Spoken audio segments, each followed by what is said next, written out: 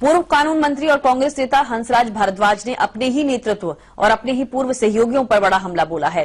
हंसराज भारद्वाज का कहना है कि कांग्रेस अब चापलूसों की पार्टी बनकर रह गई है और इसी का खामियाजा है कि 2014 के चुनाव में पार्टी को करारी हार झेलनी पड़ी।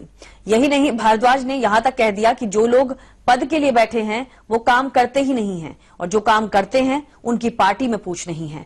उन्होंने दिल्ली का उदाहरण देते हुए कहा कि शीला दीक्षित, जिन्होंने 15 साल दिल्ली का विकास किया, उन्हें एक हार के बाद घर में बैठा दिया गया, जबकि अजय माकन जैसे लोगों को कमान सौंपी गई जो अपनी जमानत तक नहीं बचा पाए। हंसराज का कहना है कि आजकल कांग्रेस को कुछ 4-5 लोग ही चला रहे हैं और यही हाल रहा तो कांग्रेस किसी भी सूरत में वापसी नहीं कर सकती है।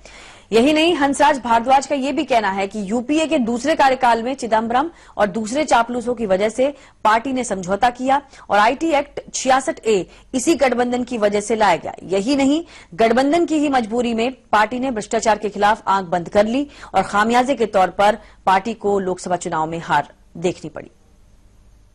वजय राजा से पूछो, उन्होंने आईटी मिनिस्टर थे, उसने ये कॉन्सेप्ट पेपर कैबिनेट को भेजा था और उसके बाद ये कानून बना और कैबिनेट से अप्रूव होके पार्लियामेंट से पास हुआ।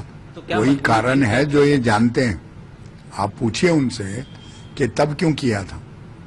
लाए तो यही थे ना। अब वो कहता है बैड ड्राफ्टिंग। बैड ड्राफ्टिंग क्या होता है? जो आप कहते हैं वही कैबिनेट अप्रूव करती है। इनकी पावर थी। Chidambaram has been finance minister and home minister. He has enjoyed the best blessings of the leadership and therefore he can get away with everything in the party. So just because of the support of DMK he हाँ. He was virtually the deal leader of DMK in parliamentary party.